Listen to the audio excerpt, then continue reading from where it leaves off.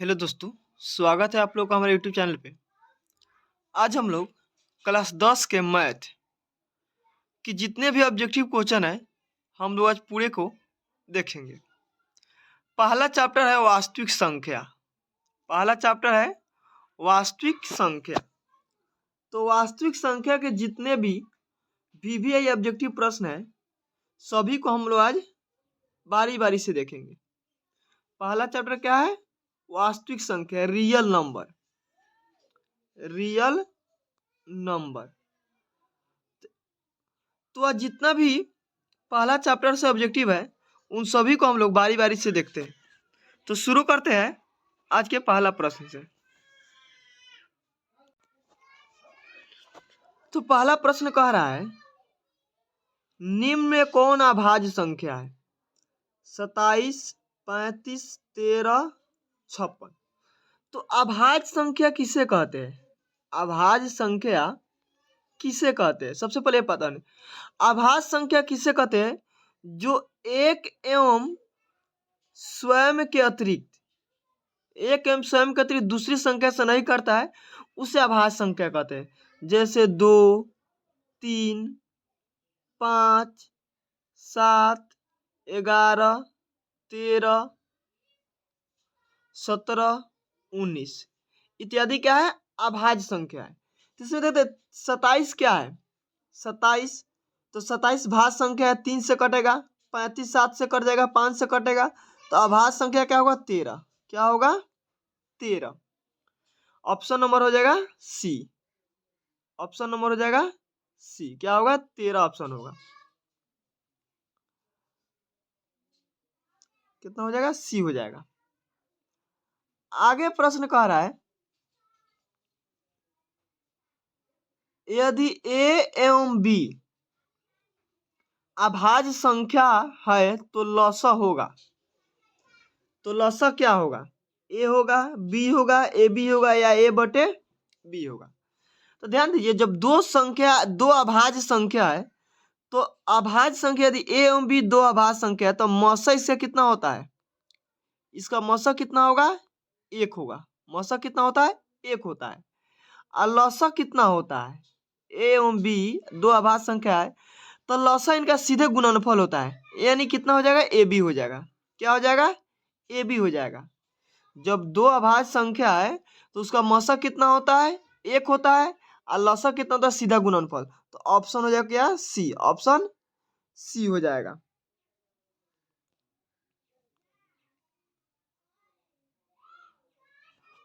आगे प्रश्न कह रहा है, संख्या 2.13 113 1113 1113 क्या है? पूर्णांक है, परमेय संख्या है, अपरमेय संख्या इनमें से कोई नहीं है। तो क्या होगा? यह अपरमेय संख्या है। क्या है? अपरमेय संख्या है। नहीं, परमेय संख्या किसे कहते हैं? जैसे रहता है 1.333 एक ही संख्या रहता तो यह परमेय होता, या 2.57 है तो ये क्या होता है? परमेय है। लेकिन जब ऐसा संख्या रहता है इसे क्या कहेंगे? अपरमेय संख्या कहते हैं।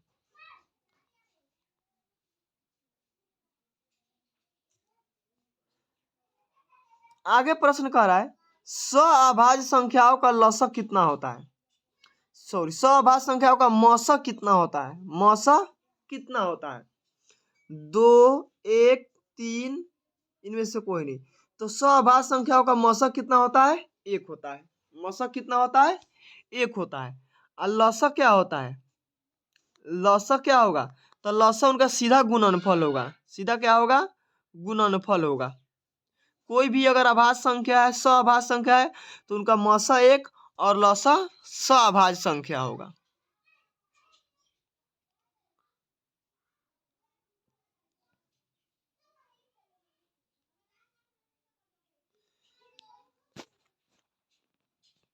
आगे प्रश्न कह रहा है,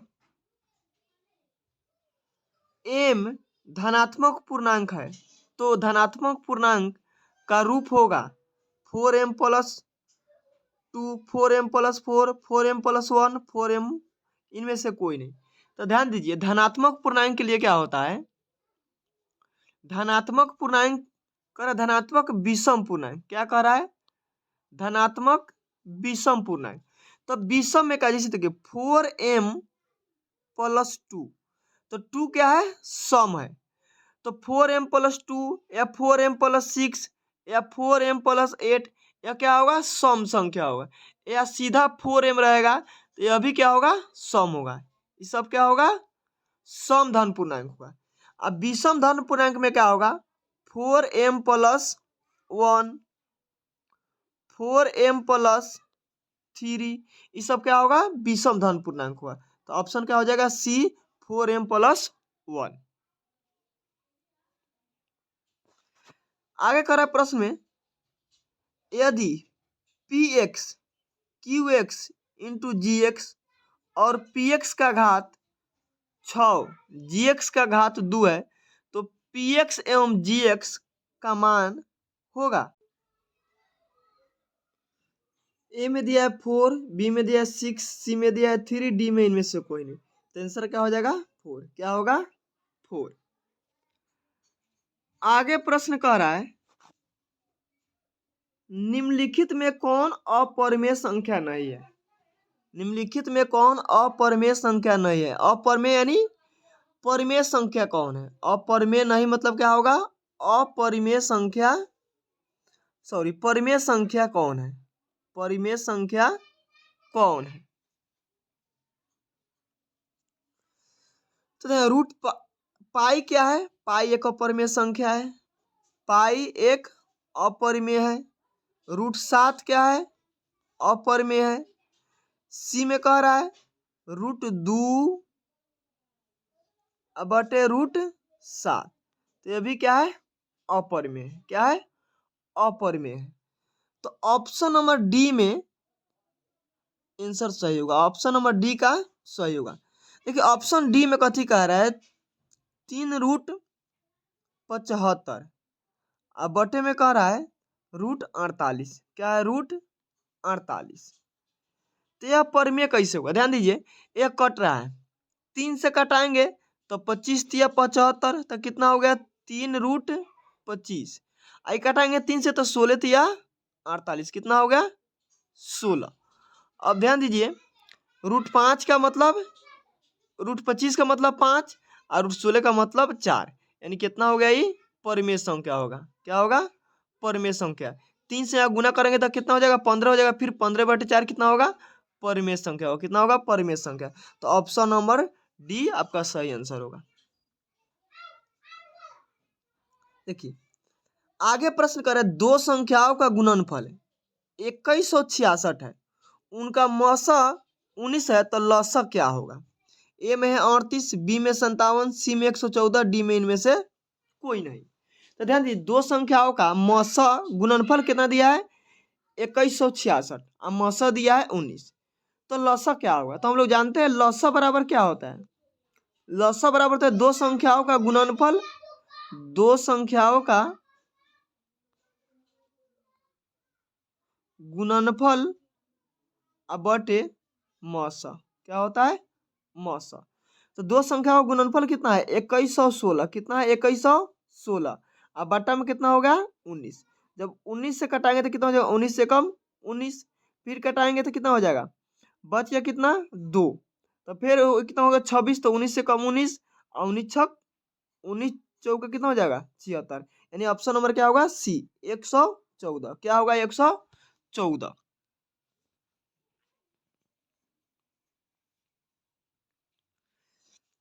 आगे प्रश्न कह रहा है, यदि a बराबर 23 × 5 3 × 5 और b बराबर 24 × 5 × 7, तब लौसा ab होगा। तो इसका लौसा क्या होगा? ध्यान दीजिए, लौसा क्या होगा? ए में है 40, बी में 560, सी में 1160, डी में 19,320। तो इसका आंसर क्या होगा? इसका आंसर क्या होगा? देखिए ऑप्शन ए में कह रहा है, तो लौसा क्या हो? ध्यान दीजिए, यहाँ कॉमन क्या है? 5 दोनों में है, तो 5 कॉमन हो जाएगा। तो पहले 23 × 24, तो 23 में 24 से गुना कीजिए, 4 तिहाई 12, 4 दूनी 8 3, यानी कितना आ रहा है 552। कितना आ रहा है 552। ध्यान दीजिए कितना हो गया 552।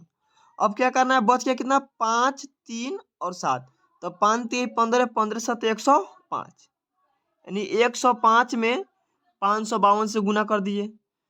देखिए 40 तो हो नहीं सकता है, 560 भी नहीं हो सकता है, 1120 बहुत ऑप्शन कम है। तो कितना होगा 19,320, 19,320 होगा।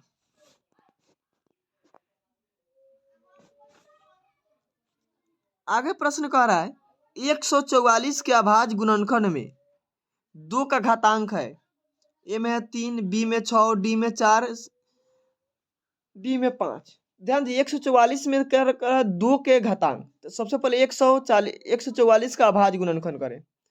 जब 2 से करेंगे तो 2 से 14, 2 दूनी 4, फिर 2 से करेंगे 36 हो जाएगा, फिर 2 से करेंगे 18 हो जाएगा, फिर 2 से करेंगे तो 2 9। ये 9 से काम नहीं, हमको खाली कितना से काम है 2 से। तो कितना 2 आया 1 2 3 4, कितना 4 2 है 4, यानी कितना होगा आंसर 4, ऑप्शन नंबर सी। अगर यही 3 का घातांक पूछता तो कितना 9, तो 9 कट जाएगा 3 3 9, 3 का घातांक कितना होगा 2, 3 कितना बार आ रहा है 2 बार। तो 2 का घातांक कितना होगा 4, 3 का घातांक कितना होगा 2।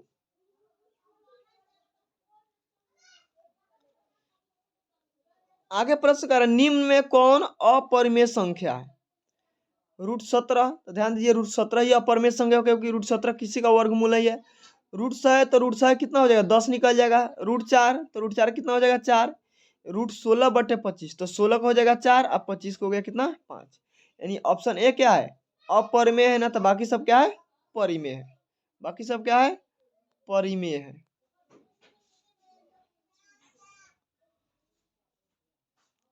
आगे प्रश्न कह रहा है निम्नलिखित में कौन अभाज्य संख्या है। निम्नलिखित में कौन अभाज्य संख्या है 91, 213, 41, 51। 91 ध्यान दीजिए भाज्य संख्या है, 213 भी 3 से कटेगा, 501 भी 3 से कटेगा। तो आपको यहाँ पे थोड़ा विभाज्यता का नियम याद होना चाहिए। जैसे 2 से कौन संख्या करता है, 2 से कौन सा संख्या कटेगा जिसके अंत में 0 2 4 6 8 रहता है। 3 से कौन सा संख्या करता है, तो 3 से कोई भी संख्या कट जाता है जिसका योग कितना हो 3 से विभाजित। जैसे देखिए 91, तो 91 कितना 9 व 1 10, 10 से 3 से कटेगा नहीं कटेगा। 213 में देखिए 213 में तो 2 + 1 + 3, तो कितना 3 1 4 2 6, 6 6 3 से कट जाएगा, 3 दूनी 6, तो यह 3 से विभाजित। 41 देखिए 41 कटेगा, 41 देखिए 4 1 5, यह 3 से नहीं कटेगा। 501 कितना है 501, तो 5 + 0 + 1, तो 5 1 6, 6 भी 3 से कट जा रहा है। तो यहाँ आंसर क्या होगा 41।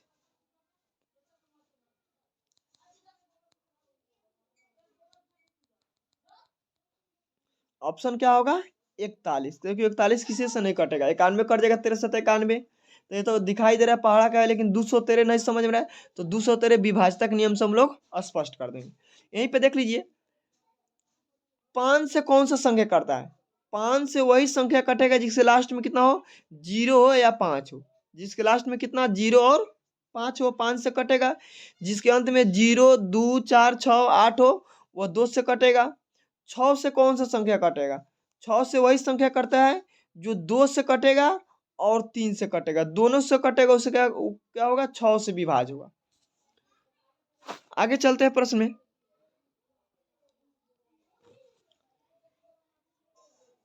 तेरे में प्रश्न कर रहे 2 लगातार संख्याओं का मौसा है।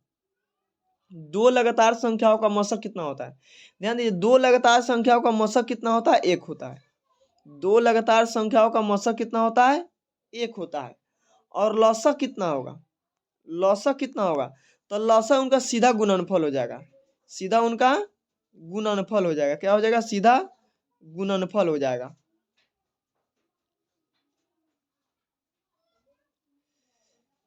आगे प्रश्न निम्नलिखित में कौन परिमेय संख्या है 1/√1/√144। तो ध्यान दीजिए यही परिमेय होगा। रूट 1 का मान 1, 144 का मान कितना हो गया 12, यानी 1/12 क्या होगा परिमेय होगा। कितना होगा परिमेय होगा। बाकी रूट 32 अपरिमेय है, 5 + 5 रूट पर अपरिमेय है, 50 प्लस रूट 50 बटे रूट 500 ये भी अपरिमेय है। ये तीनों क्या है अपरिमेय है। क्या है अपरिमेय है। ये क्या है एक में परिमेय संख्या है।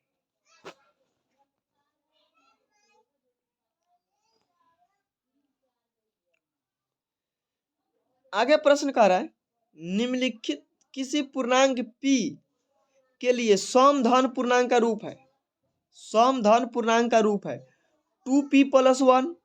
एक में क्या करा 2p + 1, तो 2p + 1 ध्यान दीजिए विषम धन पूर्णांक है। क्या है विषम धन पूर्णांक है, क्योंकि 2 में किसी भी संख्या से गुणे, जैसे 2 × 2 + 1, तो 2 2 4 कितना हो गया 5 हो गया, तो क्या होगा विषम है। p देखिए 1 2 3 किसी भी पूर्णांक लेंगे 4 5, तो इसमें सम और विषम दोनों होगा, तो यह भी सत नहीं होगा। यह पूरे सम नहीं आ रहा है, तो इसलिए भी सत नहीं होगा। आगे कह रहा है p + 1, तो p + 1 देखिए किसी भी पूर्णांक के लिए कह रहा है, तो 1 + 1 जोड़ेंगे तो 2 होगा, सम आ रहा है। ठीक है 2 + 1 जोड़ेंगे तो विषम आ रहा है, तो यह भी सत नहीं है, हमेशा के लिए सत नहीं है। जो हमेशा के लिए सत होगा उसी के लिए हम सत मानेंगे। तो आगे हम लोग देखते हैं डी में क्या है 2p, डी में क्या है 2p, तो देखिए 2 × 1 2, 2 × 2 4, 2 × 3 6, यह हमेशा क्या आ रहा है सम संख्या आ रहा है, तो ऑप्शन नंबर होगा डी। ऑप्शन क्या होगा डी। सम पूर्णांक के रूप क्या है 2p, क्या होगा 2p, या 2p + 2 हो जाएगा, या 2p + 4 हो जाएगा, या 2p + 6 हो जाएगा। आगे प्रश्न देखते हैं। आगे प्रश्न का निम्नलिखित में किसका दशमलव प्रसार शांत है। निम्नलिखित में किसका दशमलव प्रसार शांत है। एक में है 23 बटे क्या कर अशांत है। क्या अशांत है 23 बटे √50, 29 बटे 243, 25 बटे 216, 1600, 13 बटे 625। तो हम लोग जानते हैं शांत का रूप क्या होता है। शांत का रूप क्या होता है ऊपर कुछ भी हो, नीचे किसका रूप रहना चाहिए 2 के पावर m × 5 के पावर n, यानी 2 या 5 का रूप का होना चाहिए, या सिर्फ सिर्फ 5 या सिर्फ 2। यह रूप का होगा तो क्या होगा शांत होगा। अगर इस रूप का नहीं होगा तो क्या होगा अशांत होगा। क्या होगा अशांत होगा। अगर 2 के पावर m × 5 के पावर n रूप का है तो वह शांत होगा, और इस रूप का नहीं तो क्या होगा अशांत होगा। तो ऑप्शन ए में क्या है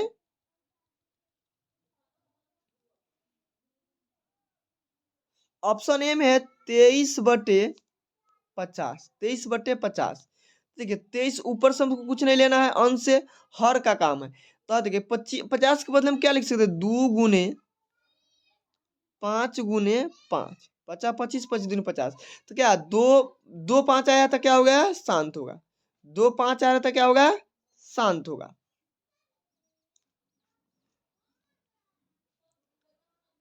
बी में कह रहा है 39 बटे 243, 39 बटे 243, यानी तो ऊपर से कुछ नहीं करना, नीचे देखिए 243 को हम क्या लिख सकते हैं 7 × 7 × 7, ध्यान दीजिए इसमें क्या है खाली 7 7 है। क्या है 7 है, तो क्या होगा अशांत होगा। क्या होगा अशांत होगा। 2 5 का रूप नहीं है, 2 या 5 इसमें नहीं है, इसलिए क्या होगा शांत होगा। ध्यान दीजिए अगर किसी संख्या में 16 है तो 2 से कटेगा तो यह भी शांत होगा, 625 है तो यह भी शांत होगा, 5 से कटेगा तो यह भी शांत होगा। ऑप्शन नंबर होगा बी अशांत। ऑप्शन नंबर क्या होगा बी 39 बटे 243। आगे प्रश्न कह रहा है एक अपरिमेय और एक परिमेय संख्या का गुणनफल होगा। एक परिमेय और एक अपरिमेय संख्या गुणनफल क्या होता है एक अपरिमेय संख्या होता है। क्या होता है एक अपरिमेय संख्या, जैसे 2√2, 2√3, 2√5, तो क्या होगा एक हमेशा अपरिमेय संख्या। क्या होगा हमेशा अपरिमेय संख्या होगा। आगे प्रश्न कह रहा है 0.777 बराबर होगा 0.777 बराबर होगा। तो यहाँ इसको P बटे क्यू के रूप में व्यक्त करना है। ध्यान दीजिए P बटे क्यू के रूप 7/9 क्या होगा 7/9। अब ध्यान दीजिए सब बहुत सवाल आ सकता है, यह नहीं आएगा दूसरा भी आ सकता है। जैसे पूछ दिया 0.3333 को P बटे क्यू के रूप में व्यक्त करें, यानी परिमेय संख्या के रूप में व्यक्त करें। तो इसे क्या करना है, 3/9 हो जाएगा। कितना हो जाएगा 3/9, यह कट के कितना हो जाएगा 1/3, 1/3 हो जाएगा। इससे कभी अलग पूछ दिया, जैसे 2 अंक में पूछ दिया 2.5555 को P बटे क्यू के रूप में व्यक्त करें। तो यह कैसे होगा, ध्यान दीजिए। तो दशमलव के कितना होगा 2.5 रेखड़ी हो जाएगा। तो ये कितना हो जाएगा 5 - 3 बटे 9, 5 - 3 बटे 9, यानी कितना हो गया 2/9। यही हो जाएगा आंसर। आगे देखते हैं 19 में कह रहा है पाई है एक परिमेय संख्या, एक पूर्णांक, एक अपरिमेय संख्या, इनमें से कोई नहीं। तो पाई क्या है, एक अपरिमेय संख्या है। पाई क्या है, एक अपरिमेय संख्या है। आगे प्रश्न का निम्नलिखित में कौन अभाज्य संख्या है। 15, 23, 12, 75। तो 15 कट जाएगा 3 × 5 = 15, 12 कट जाएगा 3 × 4 = 12, 75 कट जाएगा 25 × 3 = 75। यानी सब संख्या किसी न किसी संख्या से कटा है। 23 क्या होगा, 23 अभाज्य संख्या है। 23 क्या है, अभाज्य संख्या है।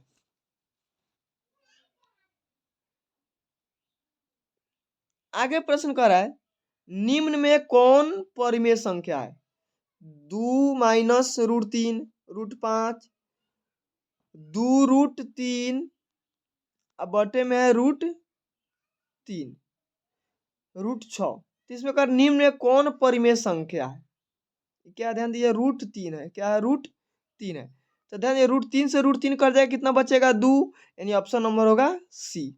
ऑप्शन नंबर होगा सी। ऑप्शन क्या है सी। ध्यान दीजिए ऑप्शन सी में क्या होगा 2 √3 बटे में है √3, 2 √3 बटे 3, यह क्या होगा परिमेय संख्या होगा। क्या होगा, परिमेय संख्या होगा। आगे प्रश्न कह रहा है 6, 8 और 22 का लसा और मसा का अनुपात होगा।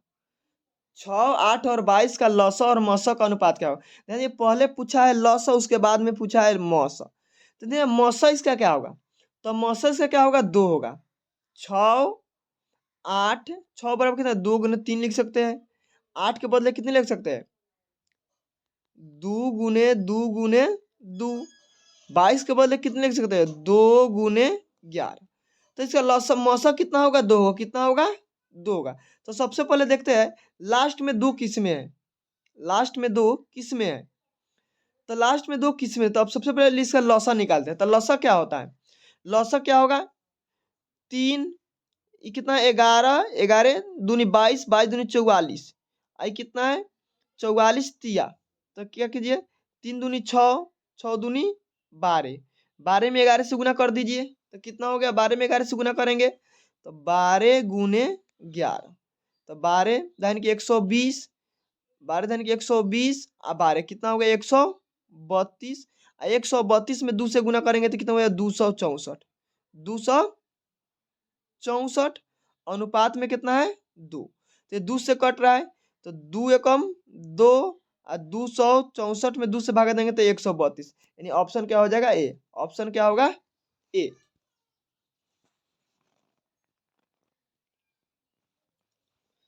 आगे प्रश्न कह रहा है सबसे छोटी भाज्य संख्या और सबसे छोटी अभाज्य संख्या का मौसक कितना होगा। तो सबसे छोटी भाज्य संख्या और सबसे छोटी अभाज्य संख्या का मौसक कितना होगा, क्या पूछ रहा है मौसक कितना होगा।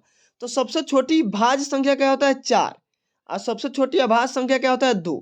तो इसका मौसक कितना होगा 2 होगा। क्या होगा 2, ऑप्शन नंबर बी।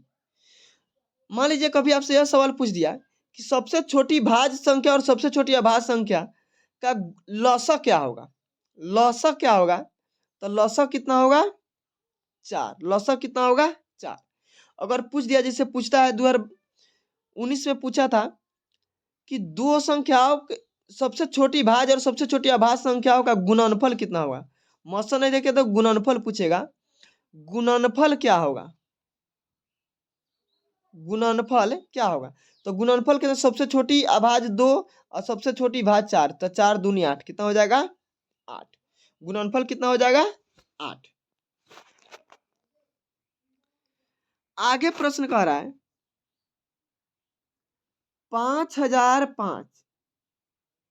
5005 में कितने अभाज्य गुणनखंड है।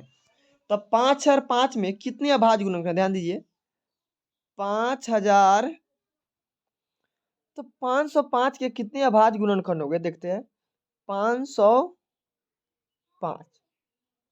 जब 5 से कटाएंगे तो कितना, 5 एकम 5, 0 0, 5 एकम 5, फिर कटेगा अब 5 से तो नहीं कटा, 7 से कटा, 7 से कटाएंगे तो 7 एकम 7, कितना बच गया शेष 3, तो कितना 30, 7 चौके 28, कितना बचा 2, तो 7 तिरिका 21। अब कितना से कटेगा, अब तो 7 से भी नहीं कट रहा, 7 दूनी 14, 3 बच रहा शेष, तो 11 चेक करते, 11 से कटाएंगे तो 11 एकम 11, बच गया कितना 3, 11 तिहाई 33। यानी 505 के कितने अभाज्य गुणनखंड है, 1 2 3 4, तो कितने होगा 4, कितना है 4।